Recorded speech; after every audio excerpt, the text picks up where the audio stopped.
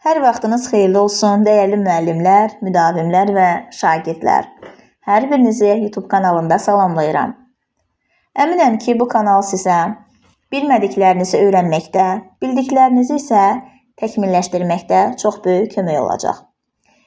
Dərsimiz, mövzumuz tikiş istehsalının avadanlıqları modulundan tikiş maşınlarının ixtirası, tarixi dövrü ilə bağlıdır. Bu mövzuda mən sizə qısa, lakonik, yadda qalan tarixlərlə ilk ixtiralar haqqında məlumat verəcəm. Növbəti dərslərimizdə isə tarixi maşınlar və hal-hazırda istifadə olunan müasir tipli maşınlar barəsində geniş məlumat paylaşacağam. Tikiş maşınlarının ixtirası 15-ci əsrə təsadüf edir. İlk ixtiranı Leonardo da Vinci tərəfindən təklif edilmişdir. Lakin bu təklif icra olunmamışdır. Daha sonralar 18-ci əsrin ikinci yarısında yenidən tikiş maşınının ixtirasına cəhd edilmişdir. 1755-ci ildə Alman Karl Weizenthal əl tikişinə bənzər tikiş tikə bilən maşın patentini almışdır. 1845-ci ildə Amerikalı Elias Howe məkikli toxunmalı tikiş maşınına patent almışdır. Bu maşında material maşına şaquli vəziyyətdə yerləşdirilir, nəqledici linkin milinə keçirilir və yalnız düz istiqamətdə yönəlinirdi. Bu maşının məkiki toxucu dəzgahın məkikinə bənzəyir və eyni ilə onun kimi irəli-geri hərəkət edirdi. Bu maşın istifadəyə yararlı hesab edilmişdir. Həmin dövrdə bu maşının meydana gəlməsi dərcilər arasında böyük təşvişə, həyəcana səbəb olmuşdur.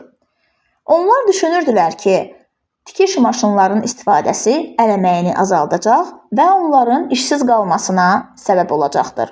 Buna görə də yox olsun tikiş maşını sözü ilə tikiş fabriklərini dağıtmağa və maşınları sındırmağa başlayırdılar. Bu hadisədən bir müddət sonra yenidən tikiş maşınlarının təkmilləşdirilməsi ilə bağlı ixtiralar olundu.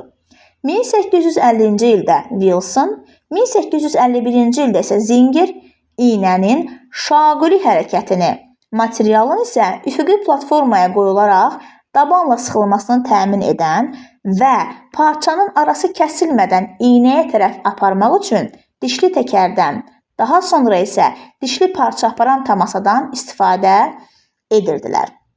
Beləliklə, tikiş maşınının tam təkmilləşmiş və lazımi görünüşə sahib olmuş versiyası əmələ gəlmişdir.